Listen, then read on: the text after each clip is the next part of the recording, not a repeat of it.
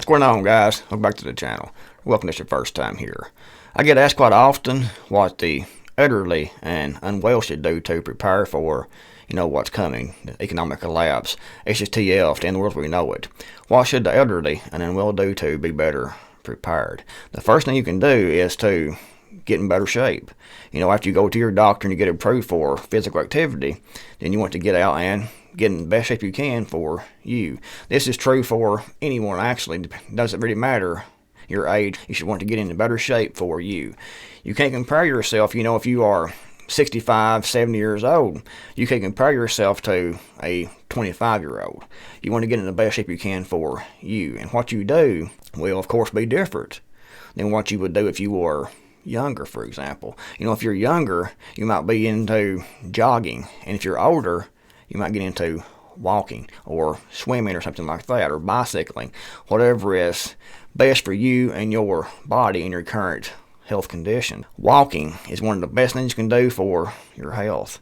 And get some good walking shoes and get out and walk. If you don't want to get out and walk, like at the park or something like that, then you want to get a treadmill, for example, and walk on that treadmill. And you want to keep increasing your time or your distance. I like to go with distance instead of time. However, if you want to go with time, you might start out with, say, 5 minutes. You might increase that as you get more physically fit to 10 minutes. And you might work up to 30 minutes every day of walking. You also want to increase your flexibility. As you get older, your flexibility starts to restrict. For lack of better words, you get less flexible. So if you can do exercises to increase your flexibility, that's going to go a long ways. You also start to kind of get off balance. There's some things you can do to, increase your balance and get things taken care of. If you can increase your flexibility and your balance, then you're doing great. Also, if you can do some strength training, it doesn't have to be, powerlifting. It can be something like getting a gripper to increase your grip strength, for example. Anything you can do to increase your strength, your balance, your endurance will be a huge plus. And guys, next, survival is going to be easier if you have a group. You might get through and survive on your own. It's possible. People have done it. People have done it before. However, it depends on what the situation is. If it's a short-term disaster, like a snowstorm or something like that, then you'll probably be fine on your own if you are prepared. However, if it's a long-term grid down type situation, then having a group is definitely going to be a plus. So try to figure out your group, and if at all possible, make plans to get with that group or to bring that group to you. You might work out something with your neighbors, and if your neighbor's on the same page you are, you can work out something with your neighbors to help each other. They can check on you, you can check on them, and you can help provide for each other in these situations. If you have family that can come live with you, or you can go live with them, that's a plus. If you have a church group that are close by, maybe that church group can form together and form a internal group of mutual assistance, a mutual assistance group to help each other. It could be other people that are your own age. You can all work together. If you have 10 or 12 people working together who are elderly, they can get a lot accomplished still yet, as long as they can still physically get up and move around and get up and do things. You can get a lot accomplished. But try to get with people. If your local community, your neighbors, and you can work your neighbors together, and you have trustworthy neighbors, and you can help each other out, that's great. Like I said, if you have your family, your children, your grandchildren, they can come and live with you if you're in a better location than they are, or maybe you can go live with them in their location. Like I said, a church group, get in with a prepper group if possible. Try to figure out what you can do where you are with the people around you, and try to figure out, how you can get with those people to help each other and, form a mutual assistance group. That's what prepping groups is all about. It's not really about so much, getting together and fighting a war. It's not as much about getting together and defending, from outside aggression. It's more about, that's could be possible depending on what happens. However, you're more likely to need that group to help you do common everyday chores that you can't do. If you're one person, when you try to build something, for example, and it's much easier if you have help. Sometimes it's impossible if you don't have help. And not everyone has, all the skills needed. So if you have a larger pool of people to pull from, might have those other skills, for example. If you are elderly, it's not going to be so easy to get out and till up a huge garden area and plant that and things and harvest that. It's not going to be possible to get in that firewood for the winter by yourself. So if you have help, if you have a group, people can work, and you all can work together to accomplish that, then you are doing great. So try to figure out your group and get with that group, make plans to go to that group, or make plans for that group to come to you. Everyone's plans is going to be different depending on your situation. It's like your health. Figure out what works best for you. You might find it easier if you can still drive and things like that, which I said a minute ago. If you are an elderly but in decent physical condition, this video will help you a lot. But if you are bedridden, there's not much you can do, unfortunately. But you might want to have everything figured out where you can load everything up you have, your supplies and things, and go to your family's homes where your children, your grandchildren are something to stay. Or maybe they can come to you, like I said. But figure out your group, how you're going to get to that group. If you're going to go to the group, or the group's going to come to you, figure everything out beforehand, have everything planned out, mapped out, and ready to go. And actually, if you're in an urban area right now, your best bet, if at all possible, is to leave the urban area. And it should be possible because most elderly people are retired, and there's really no reason to be in the urban area if you don't have to have a job there, don't have kids there or something like that. If you do, then maybe those kids can help you out, like I said. But if you can leave the urban area and go to a rural area, it's going to be a huge plus. If you have family in a rural area that will take you in, if you bring your own supplies, then that's going to be great also. And number 3 is to stockpile food, supplies, and gear. If you live in a small apartment, it's going to be difficult to stockpile a year's supply of food, water, and everything like that. But do what you can, stockpile everything you can in those shelves, under that bed, in those cabinets, everywhere you can put anything. Fill that full of your food, your medical gear, your supplies, everything you need to survive, where you are, without actually having to get out and leave your home. Your home, if chaos is outside your home, you're going to be safer inside your home than outside your home. So if you have no place to go and you have a good stockpile in your home, maybe you can kind of stay hidden, stay out of the way, stay out of view, and survive where you are. But like I said, it's much easier if you have a group to get with, your neighbors to work together, if you can have a mutual assistance group, family group, church group, whatever, to help each other. But if you don't, and even if you do, you still need to stockpile everything you can. Fill the space up where you are. If you have plenty of room, you can stockpile more if you have the finances to do that.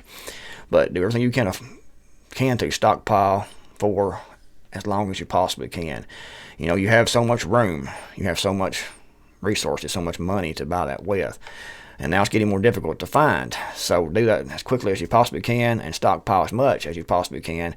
Then if you have to bug out to go somewhere else, you can load that up in your car, in your pickup truck, fill the back seat up, fill the side seat up, fill the passenger seat up, fill the trunk up, whatever, fill the truck bed up, and take off and go to your predetermined bug out location where your family or group is at. And something else to definitely consider is precious metals, investing in gold and silver.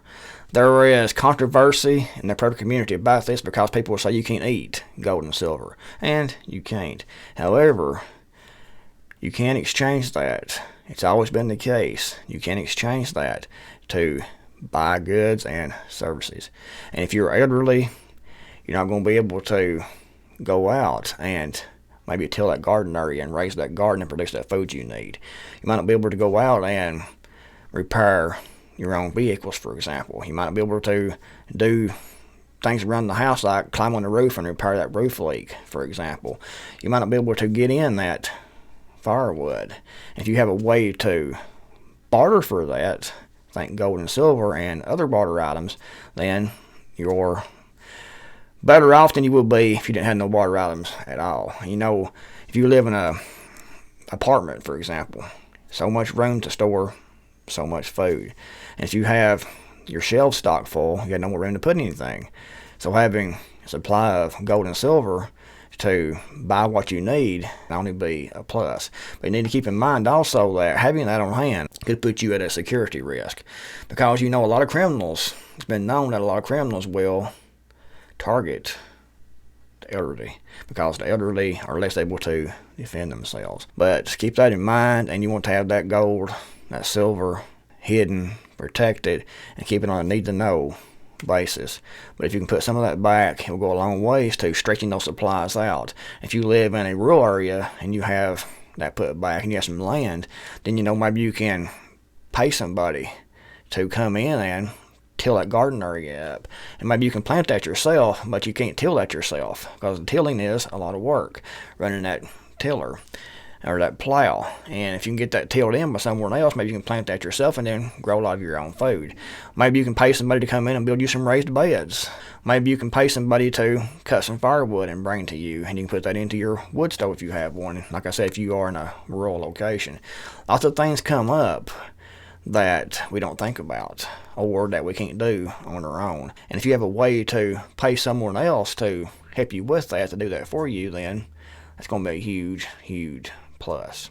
My next recommendation is to get a handgun and to learn how to use it. You know, perhaps you already know how to use that. If you've been in the military, if you've been a police officer, if you've had experience with handguns, then you are probably good to go.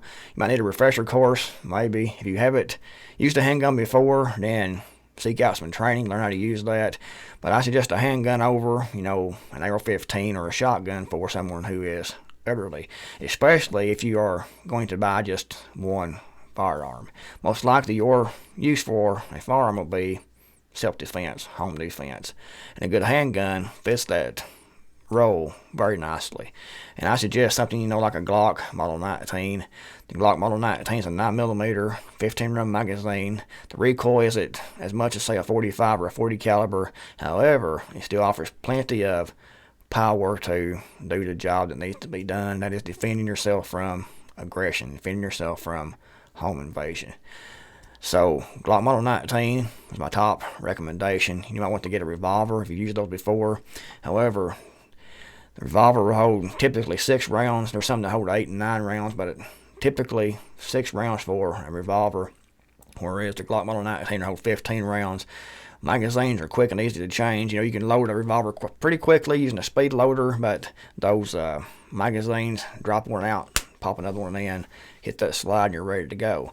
Easy to learn how to use, and will give you decent firepower to defend yourself and your home. But like I said, get some training, learn how to use that if you can't use that sufficiently already, and get some spare magazines, get a way to carry that concealed on you at all times, because you want to be armed at all times. You don't want that handgun to be put somewhere up in a safe where you have to get up, get to that, get in that combination, get in that safe, load that handgun, and do all these things when someone is coming through the door. You want that readily available, you want that ready to go as quickly as possible. And you also want to have home security. Look around where you are and figure out how you can make your home more secure, because like I said, if you are elderly, and especially if you are alone, you might be seeked out. You might be a target from people who intend to do you harm, like to rob you or even worse. So get armed, learn how to use that. Look at your home security. Good door locks, good window locks, maybe an alarm system, and figure out where you are, what you can do to increase your security. It's going to be different if you live in an apartment. If you live in a small urban apartment, your security is going to be different than it would be if you lived in a rural location. So look at where you are and base your plans on your individual needs. I can sit here and give advice all day long. However, that advice isn't going to apply to everyone, because people's living situations are going to be different. People's needs are going to be different. So figure out what you can do where you are to increase your security and increase your self-reliance. Anyways, hope this video helped. If it did, get a big thumbs up. Thanks for watching. Creekmore, I'm out of here, and I'll see you all in the next video, hopefully.